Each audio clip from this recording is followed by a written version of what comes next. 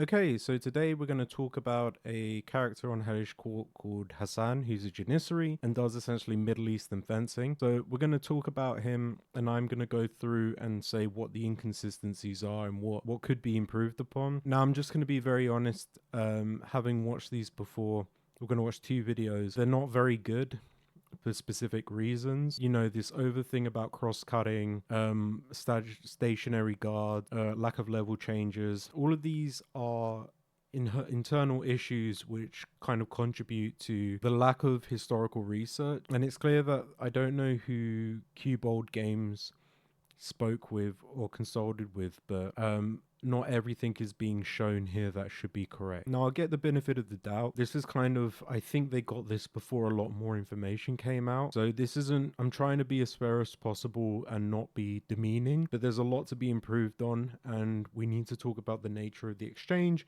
and how we interpret how it should actually be done. So let's go. So I think the first thing is like the stationary guards. If there's one stationary guard, it's simply just putting your sword out in front of you like this. But there isn't any high guard, there isn't low guards, there isn't hanging guards or anything like that. These are very Western European. And when they took up things and transliterated things that were being done by quote unquote Turks, like the Turkish strike or the Turkish cut, these were transliterated into Western systems, so we can't really take them for granted. They don't really correspond in the same way. There aren't any guards. Everything is done in drills and exercises which are memorized, done with another person, and then synthesized in a formation with other people to practice essentially line battles, which is how the Romans practiced it, and also how the people in the Middle East also practiced it as well, especially with the conversion to like cavalry. Like if you're an elite soldier in the Middle East, the Ghulam, Mamluk, Faris, and you're training this sort of thing, the more important aspects you're going to be doing is moving in sync, moving in formation, navigating your horse while there's other people around you, attacking, moving to different weapons, etc. But learning how to sword fight is on the ground a lot more easier comparatively. And because of the way the system distinguishes between purely military and purely civilian, where there isn't really any violence, you're going to be having a more simplistic system in that sense where there aren't guards. In Western Europe, because you get a social type of violence and fencing, you can afford to have people being raised at a young age to have guards. And guards are very useful because what they enable you to do is assume positions where you can branch out and do 50 other things. And that's why it doesn't really exist in the Middle East, because that hyper specialization doesn't really exist. So this type of stationary guard doesn't exist. With that in mind, there are people like Pacheco who talk about the Turk or the Moor being in a stationary position with a high guard, but that's to await a counter essentially, and it's not formalized in Furusia. And a lot of the people are going to have varied levels of training. Not all of them are going to be elite soldiers, and Furusia is taught to people and geared towards people who are essentially very qualified to do stuff. But if you're fighting an average Barbary pirate, if they're just stationary like this waiting for you to attack, maybe they're just not a good fencer in that sense. They can't take initiative, especially against somebody like Pacheco who has a rapier basically. So yeah.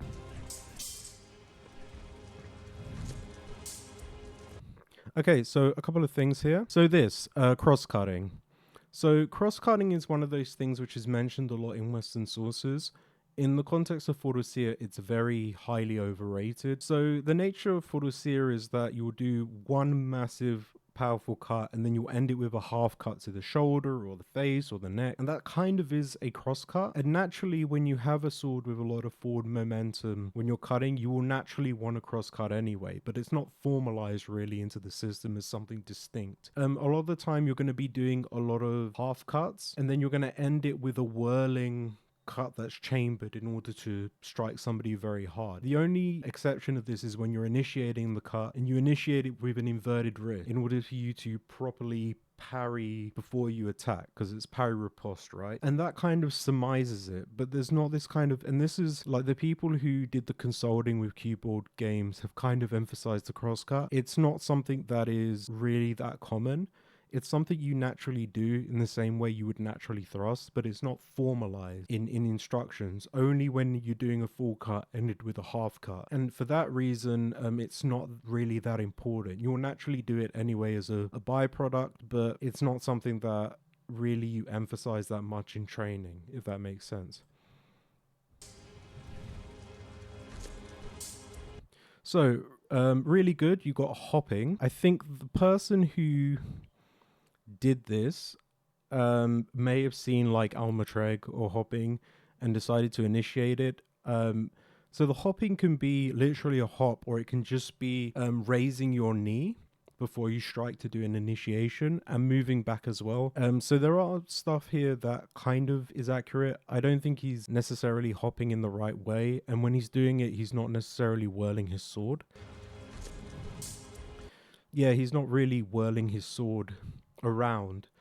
And this is the problem, like, you should really be focusing on, if I was to make this game with this character, I would do a lot of light cut, and then you have a specific set of combinations you do to actually do a lot of whirling on either side, in terms of a powerful hit, like in Tekken, because in Tekken you have light moves, and then you have heavy moves which are charged. I would do it very similarly here. The second thing now is that he's voiding the leg back. You wouldn't void the leg back. You would essentially parry downwards to block it, but there's no suggestion that you void the leg back. This is something kind of more Western European, especially with people like Fiore, but it's not something in the Middle East. But you wouldn't be doing this really. It's not. It doesn't really play into the exchange on how you do things. So, bind work. See if we can get an image here. This. Bind work isn't really a thing in Middle Eastern fencing. You don't really bind that much. Everything is very parry riposte. You wouldn't be seeing somebody using the bind of the blade. There's speculation, for example, with a lot of Hungarian sabers, because they're so forward heavy, when you grip the sword and then you squeeze it, it incentivizes you to fling the blade forwards, which is one thing. So in a bind, you could have more of a thing that happens to do with that, where you get a greater bind, but binding is very much more located within Western Europe. With things like the Yatagan, which is a knife sword, specifically when you get etiquette-based fighting and the decentralization of the Ottoman Empire and the disintegration of it more and more, you get a lot of tribes, ethnic groups, and clans who are kind of using these knife swords to duel with what I think is specific implicit rules, and you're using the point a lot. So you begin getting bind work there, but you wouldn't get bind work with a Killage or a Shamshir. It doesn't work. It's not part of the system. So thrusting. Thrusting, you can do what he's doing essentially with this Killage. It's called a skewer thrust, and you can do it with on either side, so like that. But there's just regular thrusting as well. There isn't really anything like Zwerkhowing or cutting with the false edge, where you twist it so that the false edge hit. You would be doing a lot of cuts going upwards with the false edge of the Yarman, the upper tip, because that's going to be the part which is sharpened, the upper part of the sword where the Yarman is. But otherwise, it's really useful for going around the person's sword, and when you flick up the wrist to do this sort of thing, you don't need to align the wrist because it's a curved sword and it moves at a certain trajectory. So it enables you to be a bit more lazier. Whereas with a straight sword, you have to align properly with the blade to make sure that it hits the person.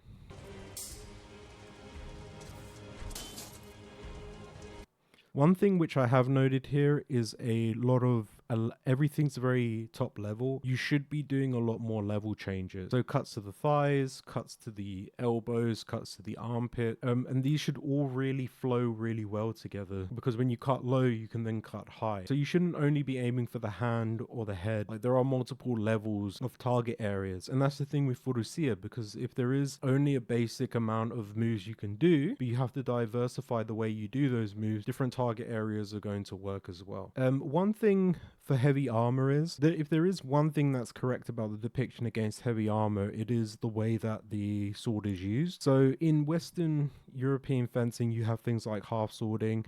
There's some evidence to suggest that half swording is done in the Middle East. So you have the sword like this with the blade resting on your forearm, and you use that to twirl around a sword in order to strike the opponent. That's on horseback. Lindy Beige has a tertiary source saying that in Egypt, when the British had the Suez Canal crisis, a bunch of soldiers were ambushed and they were cutting with basically the forearm on the curvature of the back curvature of the sword, enable them to make inside cuts. So there's evidence might be the case that this is also a thing that could have been done. We don't know to what time period or how long lasting that is. It's not mentioned in any historical manuscripts at all, so we don't know. It could be something that was just taught indigenously and locally rather than an elite body of troops, because a lot of Fudosea is for high quality troops. But the main gist of fighting in armored fighting or armored fencing is you use a sword like you use the mace. It's better to have a single-handed object that you can swing at somebody as hard as possible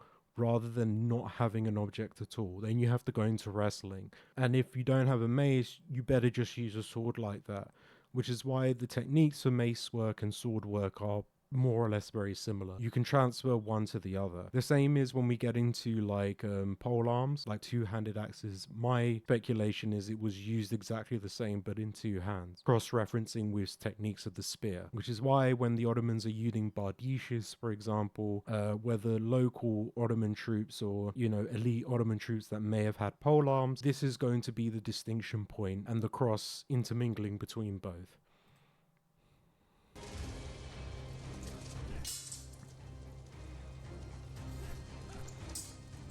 So yeah, a lot more cross-cutting, but there's a lot more hanging parries or hanging guards, for example. So we have this, and this person is kind of in a stationary position where he has his sword like this.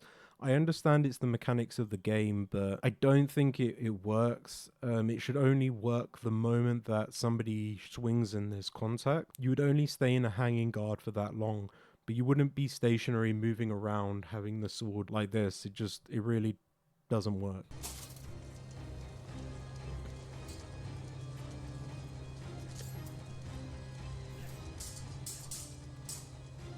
Yeah, like this. You wouldn't have a person walking forwards like this like you do in British military saber. It just doesn't work. What I will give praise though is that the footwork is quite accurate. So you should be engaging with either your left foot forward or right foot forwards. Naturally, you're going to want your dominant hand side forward, but sometimes like this, you will have your opposite foot just forwards like this in the engagement, which is why it's better to engage with both, essentially, and have both forwards and do parry and riposting with both. So we see some horizontal cutting, but we need to see more of it. It plays a very large part in the type of fencing and how the exchanges are. Without the light cuts being dominant and the heavy cuts being kind of these chambers that are used as follow-up, it doesn't really play into the exchange being very good. And that also works for diagonals as well. A lot of diagonal cuts are going to be cuts that are light, and then you swirl with a heavy cut, basically. Depending on the treatise, but yeah.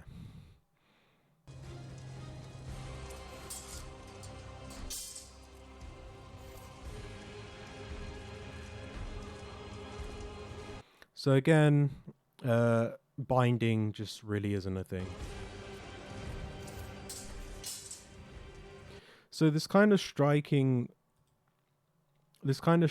where you lunge forwards and you strike isn't really a thing in Fudosea. Lunging doesn't really exist. It has no conceptualization. You're kind of more or less stationary. You might want to widen your stance and move forwards to get more distance, but you wouldn't do it while doing a cut. You know, you would be widening your stance, narrowing your stance. You'd be traverse stepping. You might be shuffle stepping when you're moving forwards very close, but mostly you're going to be traverse stepping. And yeah, you're engaging at static distances really, unless you need to move forwards. But like this, you wouldn't initiate a cut and then lunge in the cut. It really doesn't make any sense to the system.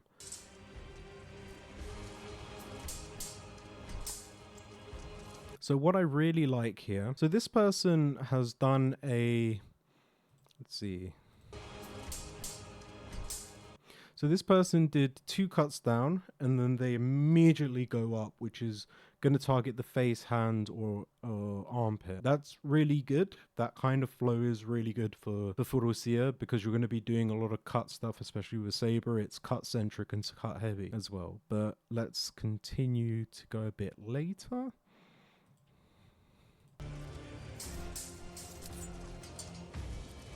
So again, a lot of cross-cutting.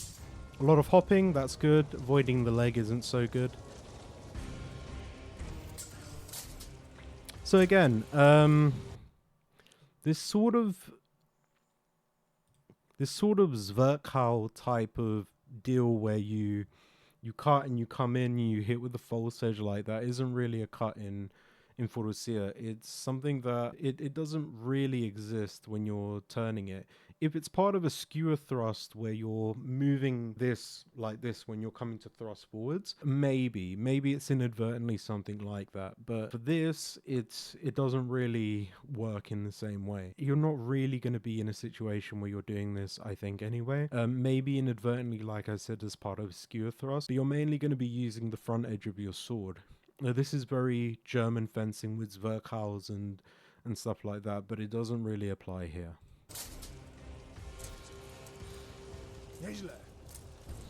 Okay, so that's the first video. So we're going to go on to the second video now. Okay, so this is more of a short, and we're going to go through it and kind of see just analyze it basically. So let's go.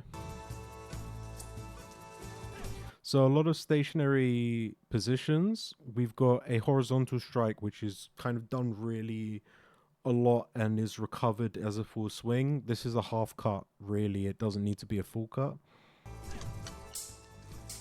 And also, one thing that he's doing, which is kind of annoying. So one of the things which is quite annoying that we see consistently is that there's non-inverted wrists when they're doing the strike, because this person has done this when he's doing a strike. So he's doing a strike directly. Now in the heat of the moment, you're going to be doing that anyway, but in a kind of initiating cut, you're going to be inverting the wrist. So rather than doing this, you're going to be doing this, and you're going to invert the wrists and strike. A lot of depictions just show inverted wrists before they strike, and even in a continuum, you're going to be inverting your wrist anyway. If I strike and I come over here, I don't need to move to switch it back. My wrist ends here after a strike. So I don't need to like chamber it with it being aligned. I just twist it back and strike. So even as a succeeding strike, this doesn't really work. And he shouldn't have his arm aligned like this. It would be inverted. His wrist specifically would be inverted.